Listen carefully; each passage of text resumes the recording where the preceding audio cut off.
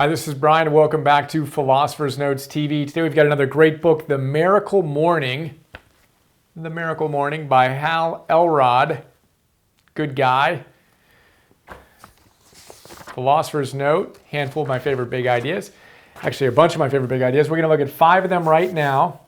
Hal Elrod is a fascinating guy. We'll just jump into big idea number 1, head on. He was hit head on by a drunk driver when he was 20 years old. He was dead at the scene for 6 minutes. And he came back. He was in a coma for 6 days. He woke up. He was told, you have permanent brain damage. We don't know if you're going to be able to walk again. 20 years old. And he was just on fire with life at that point. Wow, right? And what he did was he took 100% responsibility and said, look, I'm going to come back from this. I'm going to be stronger than ever. And that's exactly what he did. And he tells us we need to take life head on. We need to meet life head on. We need to take total responsibility for our lives. If we take responsibility for everything, then we have the opportunity to do anything.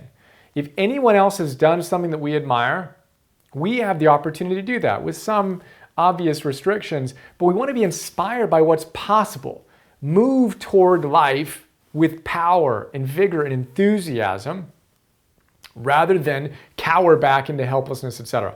So again, this guy gets hit head on, dead for 6 minutes, in a coma for 6 days or so, comes back strong, chose to make the most of this opportunity, this obstacle, this challenge, and become a stronger human being. Super inspiring guy.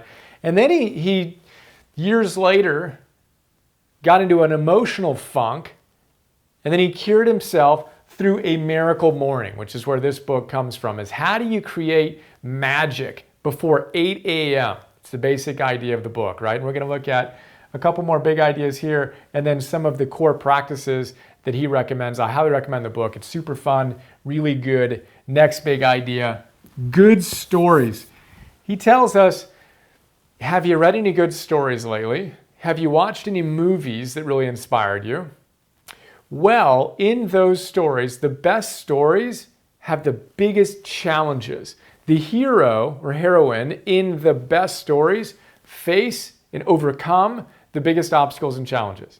And he says it's the same thing with our lives. A good life, a hero's journey, is one in which we're facing obstacles. We're not hoping they're not there. We're simply wishing and practicing and becoming that which allows us to overcome them. We wish for the strength to overcome challenges, not for a life without challenges. That's how we want to hit life head on. And so remember, good stories have big challenges. You don't go to the gym to lift styrofoam weights, as Steve Chandler says.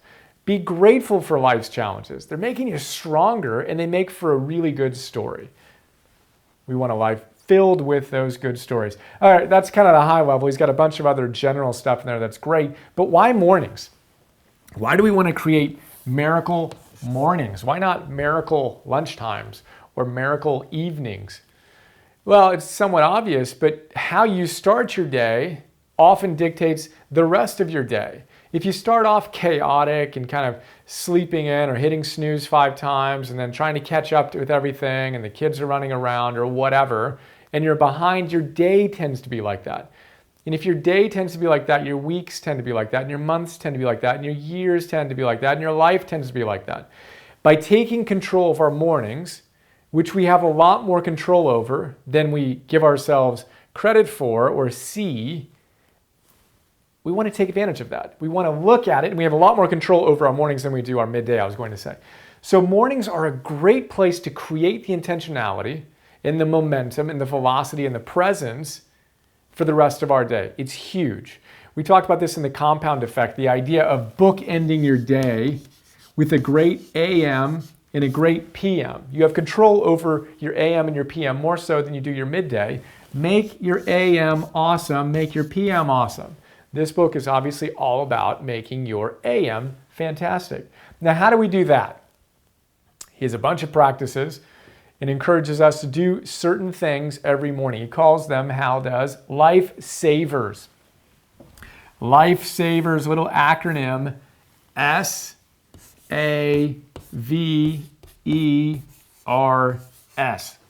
Let's walk through those really quickly. S is for silence. A is for affirmations. V, visualization. Getting a small little piece of chalk there. Visualizations. We're getting another small piece of chalk there. E is for exercise. Whittling away. R is for reading. And S is for scribing, a playful take on journaling or writing. So there we go. Savers. S, silence. A, affirmations. V, visualizations. E, exercise. R, reading. S, scribing. This is how we want to start our day. He unpacks it all in the book. The very quick overview. Silence, huge. Meditation, I talk about this all the time. Whatever form of silence you want to practice, whether it's prayer or meditation, start your day connecting to something bigger than yourself, not jumping into email. It sets the tempo in an extraordinary way. Silence. A, affirmations. Mantras are literally tools of the mind. That's what the word mantra means in Sanskrit. Mantra, tools of the mind. Basically, that's what affirmations are. We want to affirm that which we're capable of. Again, we can spend a week on any one of these ideas. We'll move on to visualizations. We want to see that which we want to bring into our lives. If you want to make the unimaginable possible, you have to imagine it. The first step is seeing it, right? Your outcome and the process, the steps you're going to take. Visualization, exercise is huge. We talk about this all the time. Not exercising is like taking a depressant. Literally go down, take your vitamins, take a depressant if you're not exercising. That's what Tal Ben-Shahar tells us. Scientist out of Harvard. John Rady, I'm going to keep on repeating this because I hope you're exercising. If you aren't, get on it. If you are, awesome. Dial it in even more. John Rady, Harvard, wrote a book called Spark. Exercising is like taking a little bit of Ritalin and a little bit of Prozac. Focuses your attention and boosts your mood. That's good. We want those things. You get it via exercise, and doing it in the morning is huge. I changed my routine. I was doing this more in the afternoon. After reading this book, I instituted this more in the morning. It's awesome. Worked out, I don't know how many days in a row now. It's good. Reading. Fill your mind up with good stuff. We talked about Your Life is Your Message with Eknath Eswaran the other day. Turn off your TV or your internet. Give yourself a half an hour to tap into the highest wisdom, whether that's the Bible or the Bhagavad Gita or the Tao Te Ching or some other form of inspirational material. Read. Scribing / journaling / writing. Document what you're excited about in your life. Actually take the time to write that down. That's a super quick look at our lifesavers: silence, affirmations, visualizations, exercise, reading, scribing. You can do that in 6 minutes. You can do that in 60 minutes. Figure out your ideal, but create some lifesavers. And then this is huge. His habits wisdom is awesome. Habits 101. I'm actually going to be teaching a class on Habits 101 next month in a few weeks at the time I'm recording this. Really excited about it. Because habits drive the whole show. We need to use our willpower to create habits that go into our subconscious autopilot that dictate the quality of our lives. But he has a great idea. Habits 101. He says that habits, say they take about 30 days. Research shows something between 20 days and 100 or 200 days or something crazy like that. But let's just say for the sake of this discussion, it takes 30 days to create a habit, right? Hal says you can break those into 3 phases, right? The first 10 days, it is unbearable. The first 10 days are unbearable. It's unpleasant, it's unbearable.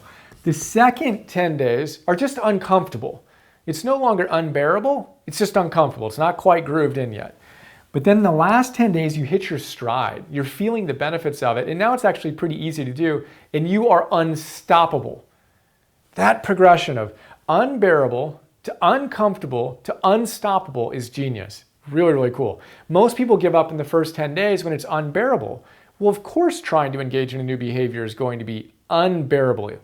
Uncomfortable squared. It's just not fun. It's icky, as we talked about the other day, and Your Life is Your Message. You got to keep on chewing for it to become sweet. Unbearable, uncomfortable, and then unstoppable. It's a really cool sequence. Habits 101. We'll talk about that a lot more. But there you go. The Miracle Morning. Hal Elrod, super inspiring guy, head on, 6 minutes dead, 6 days coma, comes back strong, Makes a good story, doesn't it? His challenges makes an extraordinary story. You have challenges in your life, and as we overcome them, that's what a hero's journey is. Make our life one long good story after another. Why mornings? Because it sets the tempo for the rest of the day. Lifesavers, SAVERS. Create some silence, affirm what's good, see it, exercise, read, and take note. And then we had our Habits 101. Allow for the discomfort, the extreme discomfort, the unbearableness of starting a new habit, but make a 100% commitment and make it happen. There you go. I hope you enjoyed, and I look forward to sharing more with you soon. Have another awesome day. See ya.